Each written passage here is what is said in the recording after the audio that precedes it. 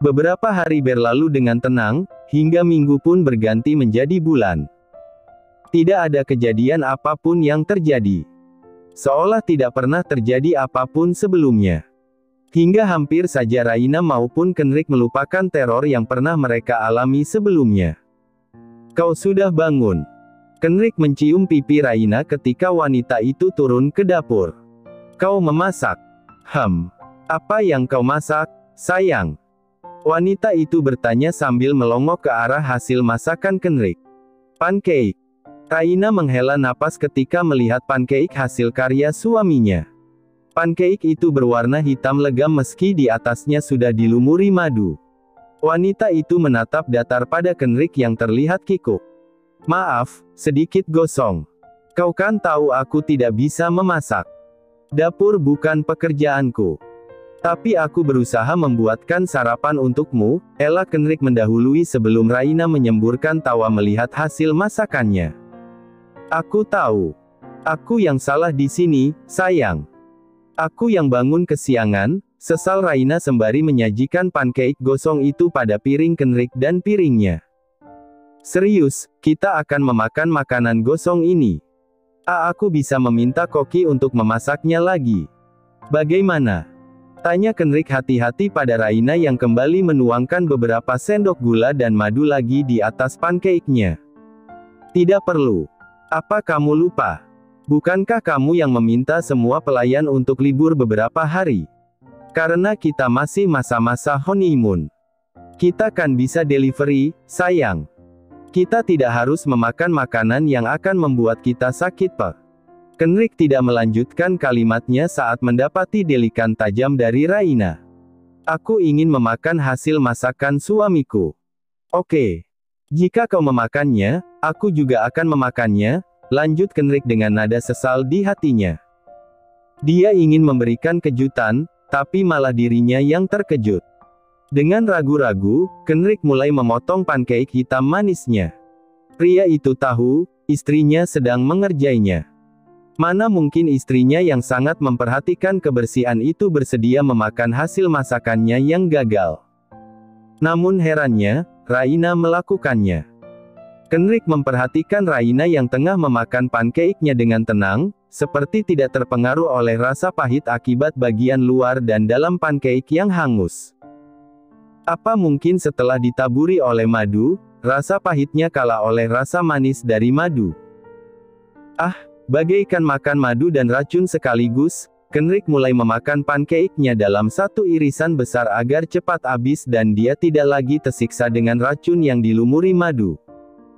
Dan sumpah demi apapun, lidahnya merasa kebas saat pancake yang keras dan liat itu masuk ke dalam mulutnya. Sungguh, dia ingin memuntahkannya saat ini juga. Rasa manis madunya benar-benar tidak bisa menolong rasa pahit dari pancake. Rasanya, sepahit ketika di madu, bahkan mungkin lebih pahit. Sayang, kamu tidak merasakan pahit? Tanya Kenrick pada Raina yang hampir menghabiskan separuh dari pancake hitamnya. Pahit. Tapi karena kau yang membuatnya, rasanya jadi manis, jawab Raina ringan. Kenrick tersipu. Pria itu mengulum senyumnya, aku mencintaimu, sayang, ucapnya sembari meraih tangan Raina lalu mencium punggung tangan istrinya itu penuh kasih. Aku juga. Tapi aku harus pulang ke Indonesia, sayang. Kenrick mendesah, kau mengatakan hal manis hanya untuk meminta izinku. Sebenarnya, iya, Raina meneguk air putih di depannya, mama sakit. Kenrick menaikkan satu alis, kita bisa mengajak mama untuk tinggal di sini, bukan? Iya sih, tapi, kalimat Raina menggantung saat ponselnya bergetar dan suara Upin Ipin berkumandang memberitahu ada panggilan masuk. Melihat siapa yang menelpon membuat Raina mengangkat satu tangan, meminta waktu kepada Kenrick untuk menahan obrolan mereka. Hal pertama yang dia dengar adalah suara tangis sang mama. Suara tangis itu bahkan sudah membuat jantung Raina keluar dari rongganya, ditambah kalimat selanjutnya yang semakin membuat Raina tercekat hingga tidak bisa mengatakan apa-apa. Rain, apa kamu bisa pulang tidak, nak? Mama sakit, dan kakak angkatmu, Damian, dia. Saat ini masih koma, dan keadaannya semakin kritis. Ma, tangan Raina bergetar hebat, diiringi tangis yang mendadak keluar begitu saja. Mama sepertinya kambuh lagi, nak. Mama mohon, pulanglah. Mungkin Mama tidak akan hidup lebih lama. Ma, sayang. Kenapa? Kenrick langsung meninggalkan kursinya dan berdiri di samping Raina, mengambil ponsel yang nyaris terjatuh dari tangan istrinya. Mama akan Kenrick jemput, dan kita berobat lagi di Amerika ya, Ma. Tidak, nak. Biarkan Raina pulang, Mama sepertinya tidak akan lama lagi, nak. Mendadak dunia Raina serasa berhenti berputar. Kalimat terakhir yang ia dengar dari mulut Kenrick adalah, "Baiklah, Ma." Raina akan secepatnya pulang ke Indonesia. Lalu, ponsel kembali mendarat di meja, di hadapan Raina. Sayang, pulanglah. Aku mengizinkanmu pulang. Belayan lembut di punggung Raina membuat wanita itu mengerjap dan mendongak ke arah Kenrick yang masih setia berdiri di sampingnya dengan satu tangan yang sibuk mengotak-atik ponsel pribadi pria itu. Jack, siapkan pesawat, antar istriku pulang ke Indonesia, hari ini juga. Seru Kenrick pada asisten pribadinya. Apa? Ada pertemuan dengan investor. Apa tidak bisa di-cancel? Baiklah, ucap Kenrick akhirnya lalu memutuskan sambungan teleponnya dan kembali memasukkan benda pipi itu ke saku celana. Jack sedang menyiapkan pesawatnya. Aku akan menyiapkan seluruh keperluanmu. Kau siap-siap saja dulu, aku akan meminta bodyguard untuk mengantarmu ke bandara. Kenrick. Terima kasih, hanya itu yang mampu diucapkan Raina. Kenrick mengambil satu tangan Raina dengan hati-hati lalu menaruh ponsel wanita itu di telapak tangan istrinya. Aku tahu, bagaimana rasanya ditinggal orang tua tanpa bisa mendampingi. Temani mamamu. Berikan yang terbaik untuknya. Ya. Maaf, aku tidak bisa menemani, karena aku ada meeting penting yang tidak bisa aku tinggalkan. Kenrick merapikan rambut Raina dengan menyelipkannya di belakang telinga. Tidak masalah. Aku akan baik-baik saja, Raina tersenyum lalu mengangguk pelan. Kenrick mencium bibir Raina lembut sebelum wanita itu beranjak masuk ke dalam kamar mereka untuk mempersiapkan perjalanannya ke Indonesia. Kamu sekarang di mana? Apakah sudah sampai bandara? Tanya Kenrick di seberang telepon pada Raina. Hampir sampai, sayang. Tadi aku berhenti dulu untuk membawakan oleh-oleh buat Rose. Kamu tidak terpisah dengan para bodyguard, kan? Tentu saja. Sekarang aku bahkan mengalahkan anak presiden yang dikawal kemana-mana, jawab Raina berusaha bercanda. Kenrick terkekeh pelan, itu bagus, karena kau lebih istimewa, sayang. Raina mendengkus pelan, tapi ini terlalu mencolok, sayang. Aku seperti artis Hollywood saja yang selalu memerlukan bodyguard di sekitarnya. Asalkan semua aman, sayang. Bersabarlah. Aku pasti akan merindukanmu. Aku juga. DUARR. Oh, ya Tuhan. Raina berteriak. Mobilnya oleng. Ban belakangnya pecah. Untung saja supir keluarga Regan adalah seorang pengemudi yang handal, sehingga pria itu bisa mengendalikan mobilnya dan mengeremnya tepat waktu. Napas Raina tersengal. Ngeri menyergap hatinya dengan amat sangat. Hampir saja ia mengalami kecelakaan, untunglah saat ini mereka berada di jalanan yang sepi. Anda baik-baik saja, Nyonya. Raina memegang dadanya dan mengangguk samar. Raina. Panggil Kenrick di seberang telepon dengan suara lantang dan cemas. Raina yang mendengarnya pun langsung mengambil kembali ponselnya yang baru saja ia lempar ke jok di sampingnya. Sayang, apa yang terjadi? Apa kau tidak apa-apa? Nada suara Kenrick terdengar tidak sabar. Aku baik-baik saja, sayang. Tapi sepertinya ban mobilnya pecah. Aku akan melihatnya. Apa? Raina. Jangan. Tetap diam di dalam mobil. Tunggu bodyguardmu menghampiri. Belum sempat mendengar peringatan Kenrick, Raina mengikuti supirnya memeriksa ban mobil yang meledak. Raina. Bagaimana? Raina. Kenrik. Ban mobilnya. Raina tidak meneruskan ucapannya. Tubuhnya gemetar, sampai ponsel di tangannya terjatuh di aspal. Nyonya, Nyonya. Anda baik-baik saja. Beberapa bodyguardnya datang menghampiri dengan berlari-lari setelah menepikan mobil mereka di belakang mobil Raina. Wanita itu menggeleng pelan. Ia menatap datar. Matanya terpaku pada sang supir yang menunjuk ban mobil yang meledak karena tertancap peluru. Brak. Kenrik menendang pintu ruangan private room sebuah klub malam tanpa permisi. Apa kau pelakunya? Bentaknya dengan raut wajah mengeras. Matanya memerah menahan marah. Pria itu menghunuskan tatapan tajam ke arah perempuan yang kini tersenyum lebar di hadapannya, kemudian mendesis kesal, apa sebenarnya maumu, brengsek? Geram Kenrik datar seraya mengeluarkan aura mendominasi yang kental dalam private room tersebut. Akhirnya kau datang juga, sayang. Aku sudah menunggumu sejak lama. Hentikan omong kosongmu itu. Untuk apa kau menungguku? Kenrik menjeda perkataannya lalu tersenyum miring, aku bahkan tidak pernah mengenalmu. Apa kau sudah melupakanku? Aku kekasih masa kecilmu, sayang. Aku Davina. Davina Miller.